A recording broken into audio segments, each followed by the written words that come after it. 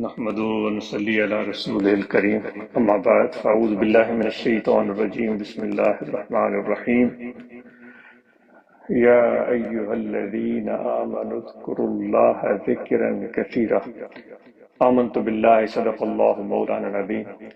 وقال الله تبارك وتعالى في شأن حبيبه بسم الله الرحمن الرحيم إن الله وملائكته يصلون على النبي يا أيها الذين آمنوا صلوا عليه وسلموا تسليما اللهم صل على سيدنا ومولانا محمد وعلى آله وصحبه أجمعين۔ معزز سامعین،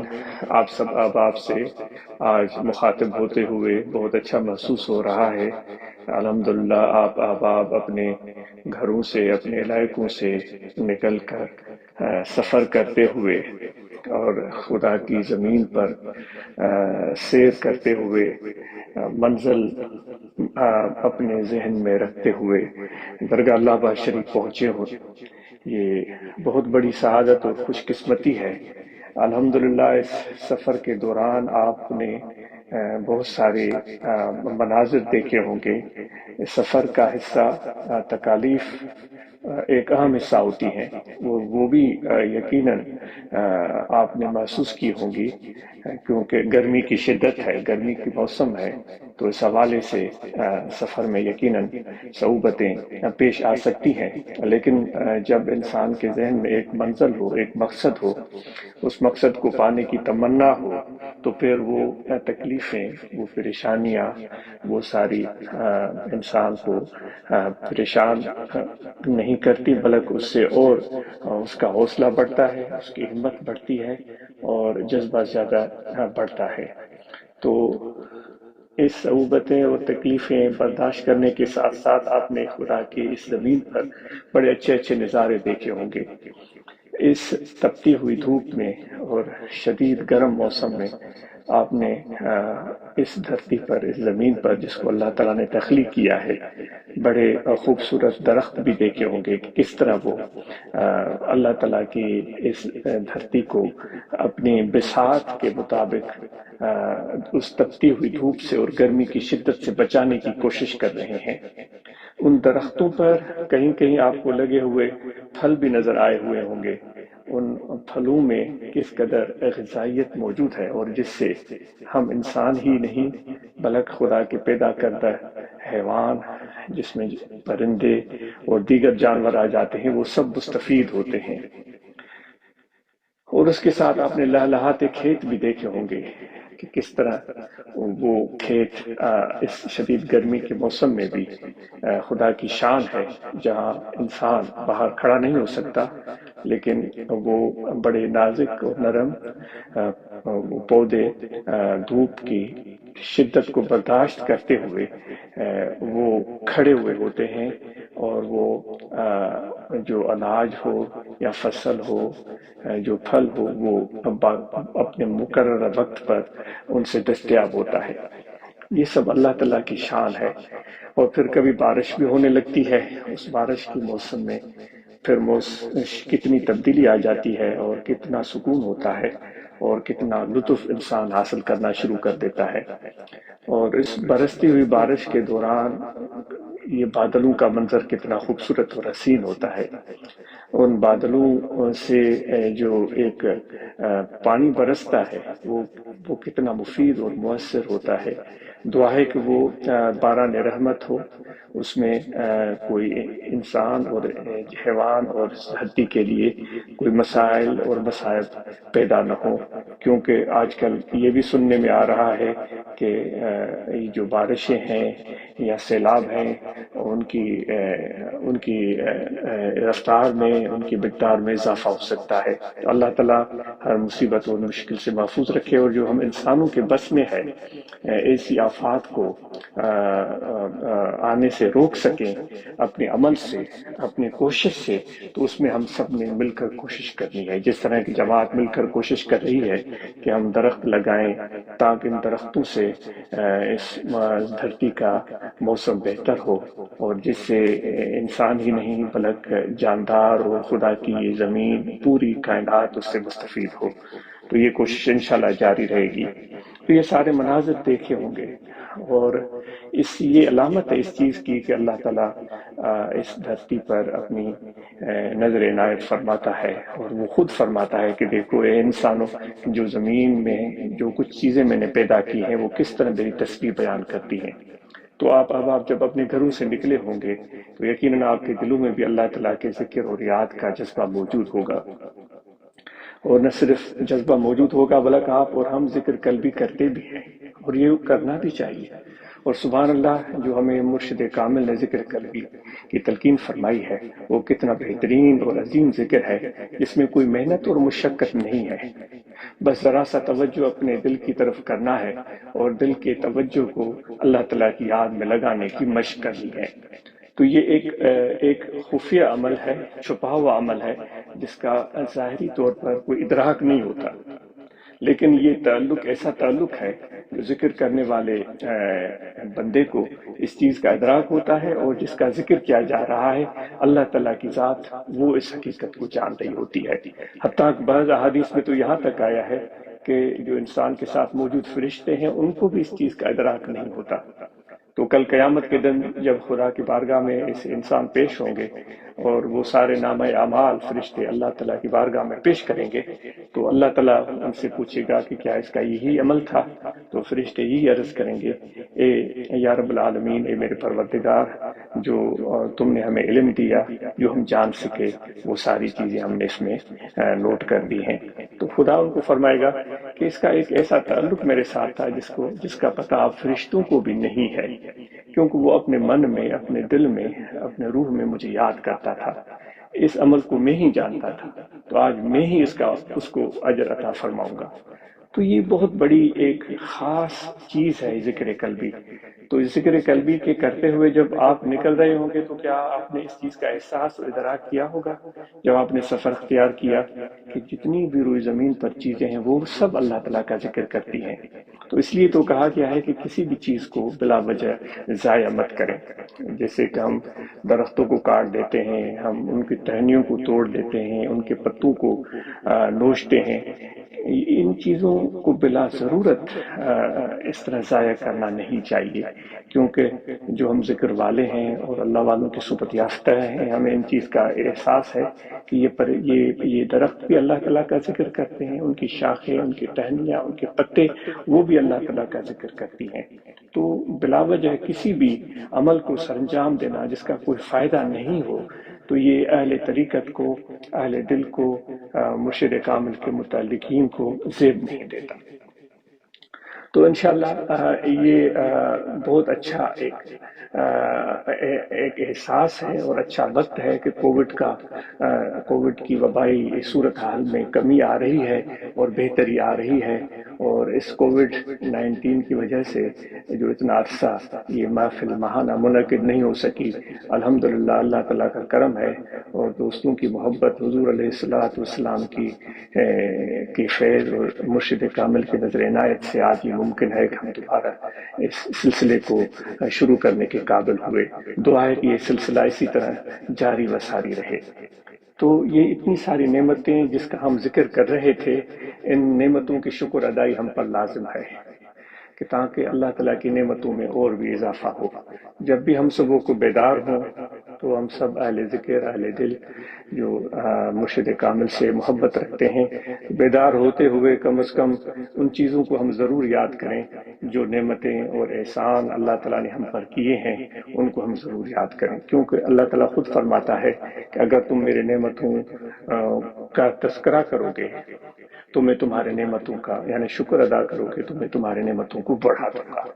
تو ہم اکثر و بیشتر شکایت کی صورت کی زبان پر لے آتے ہیں، اس کے بجائے ہمیں اللہ تعالیٰ کے نعمتوں کی شکر ادائی زبان پر اور دل میں تو ہر وقت اس چیز کا احساس ہونا چاہیے، تو یقیناً اللہ تعالیٰ کے انعام میں، احسان میں اور اضافہ ہوگا۔ ذکر قلبی کے تسلسل کو قائم رکھنا ہم سب کی یہ بہت اہم ذمہ داری ہے کہ ہاتھ کار کی طرف اور دل یار کی طرف۔ سب احباب کو یہ تاکید کی گئی ہے کہ کاروبار زندگی کو بھرپور طریقے سے سر انجام دیں، فضول بیٹھ کر اپنے وقت کو ہم ضائع نہ کریں۔ تو نوجوانوں کو خصوصاً یہ گزارش ہے کہ آپ سے بڑی توقعات و امیدیں وابستہ ہیں، تو نہ صرف آپ علم کے میدان میں آگے بڑھیں بلکہ اس کے ساتھ ہنر بھی ضرور حاصل کریں۔ جماعت کے احباب اس سلسلے میں کوششیں کر رہے ہیں، ایسے مراکز قائم کیے جائیں، ایسے سینٹر بنائے جائیں جہاں ہماری نوجوان نسل ہنر سیکھ سکے تاکہ وہ اپنے ذریعے معاش کو آسانی سے اختیار کر سکے۔ تو اس سلسلے میں ہم ان سب احباب کے پنجاب میں، سندھ میں، جہاں بھی وہ کوششیں کر رہے ہیں ان کے لیے دعا کرتے ہیں کہ اس کوشش میں اللہ تعالیٰ ان کو کامیابی دے کہ نوجوانوں کے لیے ایسے ادارے تشکیل دیے جائیں جہاں وہ ہنر سیکھ سکیں اور اس سے ان کی معاش میں بہتری آئے۔ اس کے ساتھ ہم سب کی یہ ذمہ داری ہے کہ اپنی صحت کا ہم خیال رکھیں، کیونکہ یہ صحت بہت بڑی عظیم نعمت ہے اللہ تبارک و تعالیٰ کی۔ تو اپنی صحت کے خیال رکھنے میں سب سے جو بڑا دخل ہوتا ہے وہ یہ ہے کہ انسان اپنی جسمانی ذہنی صحت کا کیسے خیال رکھ سکتا ہے۔ جسمانی صحت تو یہ ہے کہ آدمی کھانا ضرورت کے مطابق کھائے، جو حضور علیہ السلام کا بھی یہی ارشاد ہے کہ ضرورت سے زیادہ مت کھائیں۔ اور ذہنی صحت کا یہ ایک اہم ذریعہ ہے کہ بلا وجہ ہم اپنے آپ کو فضول سوچوں میں دماغ کو مصروف رکھنے کے بجائے کسی اچھے عمل میں مصروف ہو جائیں، کوئی کام کرنے میں مصروف ہو جائیں، تو اس سے انسان کا ذہن بٹھا رہتا ہے اور اس کام کا فائدہ بھی ملتا ہے۔ جو آدمی فارغ بیٹھے رہتے ہیں تو وہ یا تو فضول سوچیں ان کے ذہنوں کو پریشان کرتی رہتی ہیں، پھر وہ بعض اوقات ہم یہ سوچتے ہیں کہ بھائی میرے دماغ پر، میرے اوپر خدا نخواستہ جن چڑھ گیا ہے۔ تو سب سے بڑا جن تو یہی ہے کہ ہم کوئی کام نہیں کرتے، ہم کام سے بھاگتے ہیں، ہم ذمہ داریاں لینے سے کتراتے ہیں،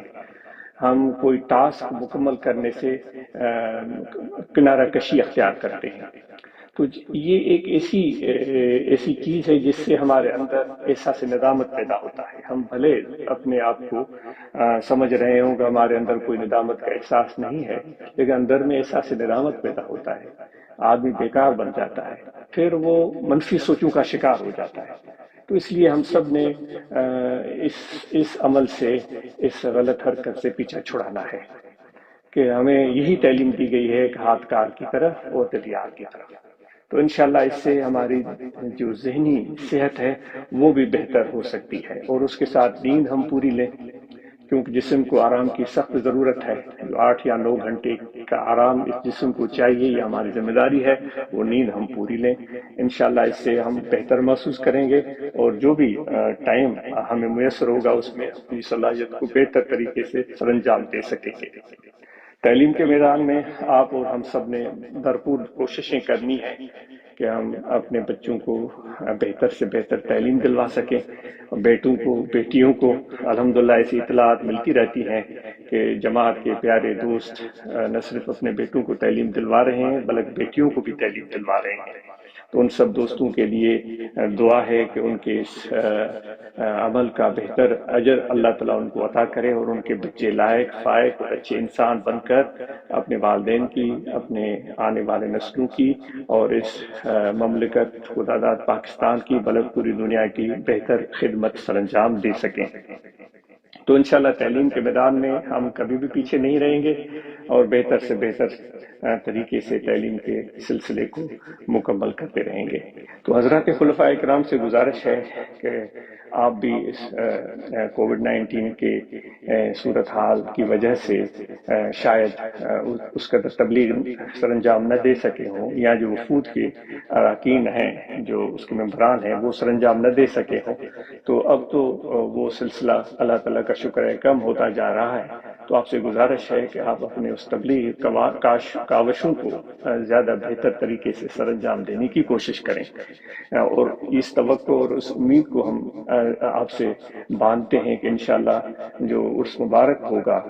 جو معمول کے مطابق اللہ تعالیٰ کے فضل و کرم سے حالات اچھے رہیں گے، تو اس میں آپ کے بہترین تبلیغی مساعی سے،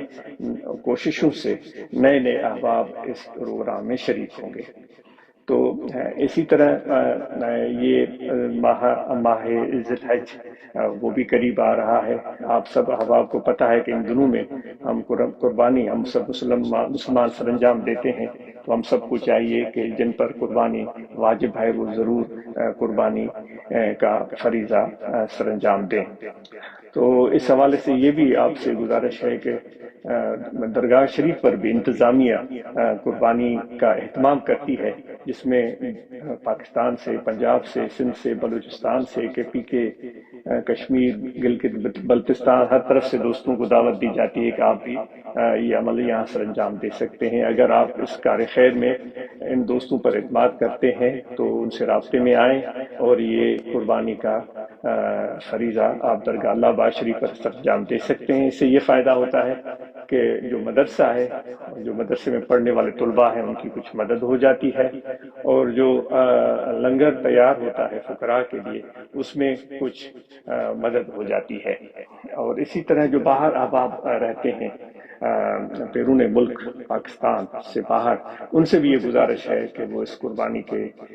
فریضے کو درگاہ اللہ آباد شریف پر سر انجام دے سکتے ہیں۔ اور اس حوالے سے انتظامیہ کو چاہیے کہ اس ماہانہ پروگرام کے موقع پر وہ سامنے آئیں اور جو ذمہ دار اور متعین کردہ افراد ہیں وہی اس حوالے سے جماعت سے رابطے میں آئیں اور اس عمل کو بہتر طریقے سے سر انجام دینے کی کوشش کریں۔ اور آپ جب یہاں آئے ہیں تو ذکر کریں، اور ذکر کے ساتھ اپنے باطن، اپنے روح اور قلب کی پاکیزگی کا اہتمام کریں، اور وہ تب حاصل ہوتا ہے جب انسان ذکر کرے اور مرشد کامل کی طرف متوجہ ہو، تو ان کے توجہات سے، نگاہ کرم سے انسان کے نفوس کا تزکیہ ہوتا ہے۔ تو انشاءاللہ وہ توجہ مرشد کامل کی ہمیں حاصل ہوتی رہے گی۔ اور جب آپ واپس جائیں تو اپنے گھر میں ماحول کو بہتر بنائیں، گھر کی صفائی کا خیال رکھیں، اپنے گلیوں کو، اپنے کوچوں کو، اپنے محلے کو صاف رکھنے میں کوئی کوتاہی نہ برتیں، اپنی بھرپور کوشش کریں،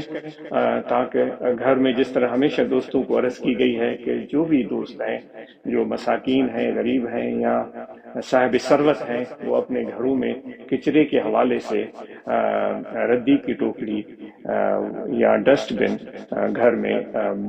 رکھیں، تاکہ جو بچے ہیں، بڑے ہیں، وہ جو بھی کوڑا کرکٹ ہے، کچرا ہے، وہ اس میں ڈالتے جائیں، اور پھر ہر روز شام کو اس کوڑا کرکٹ کو صحیح جگہ پر صحیح طریقے سے ٹھکانے لگائیں۔ تو گھروں کو صاف رکھیں، اور عورتوں کو بھی یہی تاکید کی جاتی ہے کہ وہ بھی اپنے عمل اور کوشش سے اپنے گھر اور ماحول کو صاف بنانے کی کوشش کریں۔ جو درخت لگائے ہیں ان کا خیال رکھیں، ان کو بہتر طریقے سے سنبھالیں تاکہ یہ بڑے ہو جائیں، اور ساتھ میں میاں بیوی اپنے رویے کو باہمی بہتر رکھیں۔ باہمی اختلاف، انتشار، فساد سے فائدہ نہیں ہوتا، بلکہ گھر کے ماحول میں خرابی پیدا ہوتی ہے۔ میاں بیوی کا باہمی اعتماد اور محبت اور خلوص اور پیار، اور بلکہ میاں بیوی کو پیار کا اظہار کرنا بھی چاہیے۔ میرے آقا و مولا حضرت صلی اللہ علیہ وآلہ وسلم نے اپنے عمل سے اس چیز کو ثابت کیا ہے کہ اپنے ازواج مطہرات سے اپنے پیار کا برملا اظہار فرماتے تھے، اور ان کو آپ بوسہ دیتے تھے۔ گھر میں تشریف لاتے اس وقت بھی بوسہ دیتے، اور گھر سے باہر جاتے تو اس وقت بھی بوسہ دیتے تھے۔ یہ حضور علیہ السلام کا عمل تھا، ہم ان کے امتی ہیں، تو اپنے اس عمل کو بہتر طریقے سے گھر کے ماحول کو بہتر بنانے میں اور اپنے محبت کے اظہار کرنے میں کسی بخل سے ہم کام نہ لیں۔ اور جب گھروں کو واپس جائیں، اپنے فیملی ممبران کو، اپنے گھر کے افراد کو، اپنے بیٹے اور بیٹیوں کو، گھر والوں کو، ماں باپ کو عاجز کا بہت سلام اور دعائیں ان تک پہنچائیں، اور ان سے گزارش کریں کہ ہم عاجز کے اولاد کو، فیملی ممبرس کو اپنے دعاؤں میں یاد رکھیں۔ اور جو جمعیت علماء طاہریہ، جماعت اصلاح المسلمین، روحانی غلبہ جماعت کے احباب اپنے کام کو بھرپور طریقے سے سر انجام دیں، اور تبلیغ کے کام کو آگے بڑھائیں، تنظیم کے کام کو آگے بڑھائیں، برانچز میں قرآن مجید کی تعلیم کا اہتمام کریں، صحت کے حوالے سے بہتر کام سر انجام دیں، وہاں مراقبے کا اہتمام کریں، وفود تبلیغ کے لیے نکلیں۔ انشاءاللہ اس سے ہمارے بہتری اور فائدہ حاصل ہوگا۔ آپ سب کا بہت شکریہ، جزاکم اللہ خیرہ، وما علینا الا البلاغ۔